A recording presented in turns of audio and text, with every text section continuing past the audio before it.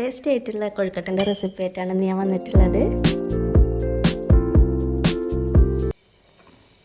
അതിനായിട്ട് ഇതാ 1/2 കിലോയോളം അരിപ്പൊടിയാണ് എടുത്തിട്ടുള്ളത്. നമ്മൾ ഇടിയപ്പത്തിനും പത്തിരിക്കൊക്കെ പൊടിക്കണ പൊടിയാണ്. ഇനി അതിലേക്ക് 1/2 ടീസ്പൂണോളം ഉപ്പും ചേർത്ത് കൊടുത്തിട്ട് നല്ലപോലെ ഒന്ന് മിക്സാക്കി എടുക്കുകയാണ്.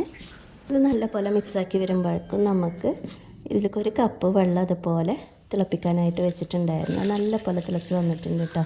അതിൽ നമ്മൾ പത്തിരിയൊക്കെ കുഴച്ചെടുക്കും പോലെ കുറേശ്ശായിട്ട് ഇതുപോലെ ഒഴിച്ചു കൊടുത്തിട്ട് നമ്മൾ കുഴച്ചെടുക്കുകയാണ്. അപ്പോൾ ചൂടോടെ കുഴക്കാനായിട്ട് നമുക്ക് കൈയൊക്കെ പൊള്ളുമല്ലോ. അപ്പോൾ അതിനായിട്ടാണ് ഈ തവി വെച്ചിട്ട് നല്ല പോലെ ഒന്ന് കുഴച്ചെടുക്കുന്നത് കേട്ടോ.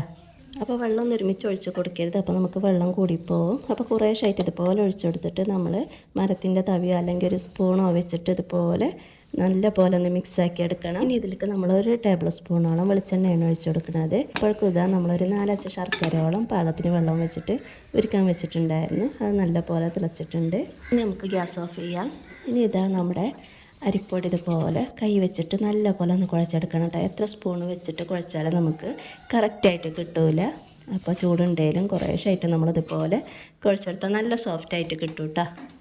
അപ്പോൾ അതാ ഇതുപോലെ നമ്മൾ കുഴച്ചെടുത്തിട്ടുണ്ട്. ഇനി ഇപ്പോൾ 2 ബോൾസ് ആക്കിയിട്ടാണ് നമ്മളിത് എടുത്തിട്ടുള്ളത് കേട്ടോ. അതിലൊരു ബോൾ നമ്മൾ കിച്ചൺ സ്ലാബിലിട്ടിട്ട് നല്ല പോലെ ഒന്നുകൂടെ കുഴച്ചെടുക്കുകയാണ്.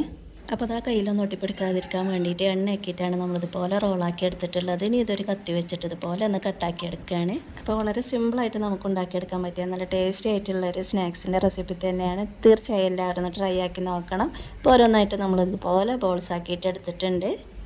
അപ്പോഴേക്കും നമ്മുടെ ശർക്കര ലായനി ഒന്ന് ചൂടാറി വന്നിട്ടുണ്ട്. അതൊരു അരിപ്പ് വെച്ചിട്ട് നമ്മളിതുപോലെ ഒരു പാനിൽ ഒഴിച്ച് കൊടുക്കുകയാണ് കേട്ടോ.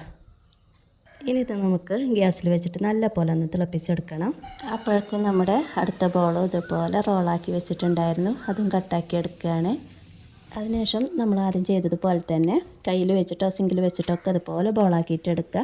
അപ്പോഴേക്കും നമ്മുടെ ശർക്കര ലായനി ഇവിടെ നല്ല പോലെ തിളച്ച് കുറുകി വന്നിട്ടുണ്ട്. ഇനി നമുക്ക് തീ ഒന്ന് സിമ്മിലാക്കിയതിന് ശേഷം നമ്മൾ ചിരകി വെച്ച അരമുറി തേങ്ങയോളം ഇതിലേക്ക് ചേർത്ത് കൊടുക്കുകയാണ്.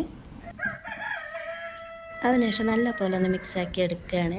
അപ്പോൾ കുറഞ്ഞ ഇൻഗ്രീഡിയൻസ് വെച്ചിട്ട് പെട്ടെന്ന് ഉണ്ടാക്കിയെടുക്കാൻ പറ്റിയ നല്ലൊരു സ്നാക്സിൻ്റെ റെസിപ്പി തന്നെയാണ് കേട്ടോ. തീർച്ചയായും എല്ലാവരും ഒന്ന് ഉണ്ടാക്കി നോക്കണം.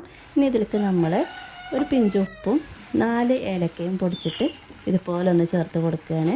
മധുരം ബാലൻസ് ചെയ്യാൻ വേണ്ടിയിട്ടാണ് കേട്ടോ നമ്മൾ ഉപ്പ് ചേർത്ത് കൊടുക്കുന്നത്. പിന്നെ ഏലക്ക നല്ലൊരു ഫ്ലേവറാണ്. അപ്പോൾ ഈ സമയത്ത് നിങ്ങൾക്ക് എൻ്റെ വീഡിയോ ഇഷ്ടമാണെങ്കിൽ എല്ലാവരും ഒന്ന് ലൈക്ക് ചെയ്യാൻ മറക്കരുത്. അപ്പോൾ അതാ നമ്മൾ ഓരോ ബോൾസ് ആക്കിയിട്ട് ഇതുപോലെ ഉണ്ടാക്കിയെടുത്തിട്ടുണ്ട് കേട്ടോ. 25 ബോൾസായിരുന്നു നമുക്ക് ടോട്ടലുണ്ടായിരുന്നത്. ഇനി ഇതിലേക്ക് 1 ടീസ്പൂണോളം നെയ്യും കൂടെ ചേർത്ത് കൊടുക്കേണ്ടത് നമ്മൾ ഈ ഫില്ലിങ്ങിലേക്ക് നല്ലൊരു ഫ്ലേവറാണ് കേട്ടോ. അതും കൂടെ ഒഴിച്ചു കൊടുക്കുമ്പോൾ അപ്പോൾ ഈ പരുവത്തിലാണ് നമുക്കിത് കിട്ടേണ്ടത്. ഇനി നമുക്ക് കയ്യിൽ വെളിച്ചെണ്ണ തടവിന് ശേഷം ഓരോ ബോൾസും എടുത്തിട്ട് ഇതുപോലെ സെൻറ്റർ ഭാഗത്തൊരു കുഴിയാക്കിയിട്ട് എല്ലാ ഭാഗവും ഒരേ കട്ടിക്ക് വരേണ്ട രീതിയിൽ നമ്മളിതുപോലെ പ്രസ് ചെയ്ത് കൊടുക്കുകയാണ്. ഇനി ഇതിലേക്ക് നമ്മൾ നേരത്തെ ഉണ്ടാക്കി വെച്ച ഫില്ലിങ് 2 ടീസ്പൂണോളാണ് ഞാൻ ചേർത്ത് കൊടുക്കുന്നത്. അപ്പോൾ അത് കണ്ടതുപോലെ ഒന്ന് സ്പൂൺ കൊണ്ട് പ്രസ് ചെയ്ത് കൊടുക്കണം കേട്ടോ. അതിനുശേഷം 4 ഭാഗം അതുപോലെ ഒന്ന് കവർ ചെയ്തെടുക്കണം. അതിനുശേഷം നമ്മൾ വളരെ പതുക്കെ വേണം അതുപോലെ ഒന്ന് ബോളാക്കി എടുക്കാനായിട്ട്, അല്ലെങ്കിൽ പൊട്ടിപ്പോകാൻ ചാൻസ് ഉണ്ട്. അപ്പോൾ അത് മുഴുവനായിട്ടും ബോൾസാക്കി എടുക്കുമ്പോഴേക്കും നമുക്കിതാ ഇഡ്ഡലി ചെമ്പിൽ ഇതുപോലെ 1/2 ചെമ്പോളം വെള്ളം വെച്ചിട്ടുണ്ട്. അത് നല്ലപോലെ ഒന്ന് തിളച്ച് വരുമ്പോൾ അതിൻ്റെ തട്ട് വെച്ച് കൊടുത്തതിന് ശേഷം നമ്മൾ ഓരോ ബോൾസും ഇതിലേക്ക് മുഴുവനായിട്ടും വെച്ച് കൊടുക്കുകയാണ്.